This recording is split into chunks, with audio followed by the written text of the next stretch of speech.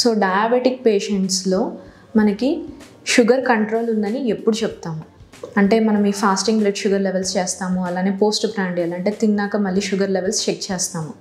So ఇవి కంట్రోల్లో ఉన్నట్టేనా అంటే partially yes and it's also a no కూడా. ఎందుకంటే ఈ లెవెల్స్ అనేవి కొంత మనము ముందు రోజు తిన్న డైట్ వల్ల కానీ లేకపోతే మన స్ట్రెస్ లెవెల్స్ వల్ల కానీ ఇలా చేంజ్ అయిపోతూ ఉంటాయి. కానీ ఎగ్జాక్ట్గా మనకి కంట్రోల్లో ఉందా లేదా అని తెలుసుకోవాలి అంటే ఎవ్రీ 3 monthsకి మనము ఒక HbA1c టెస్ట్ అనేది చేసుకోవాలి. అంటే అది లాస్ట్ 3 monthsలో మనకి షుగర్ ఎలా ఉంది అని చెప్పి మనకి క్లియర్గా చెప్పేది.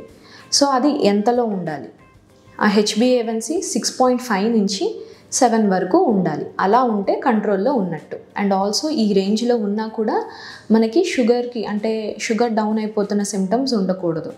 అంటే గుండె దడగా ఉండడము, లేకపోతే కళ్ళు తిరుగుతున్నట్టుగా ఉండడము, లేకపోతే బాగా చెమటలు పట్టేసేయడము, ఈ సిమ్టమ్స్ అన్నీ లేకుండా ఉండి ఈ రేంజ్ ఉంటే బెటర్.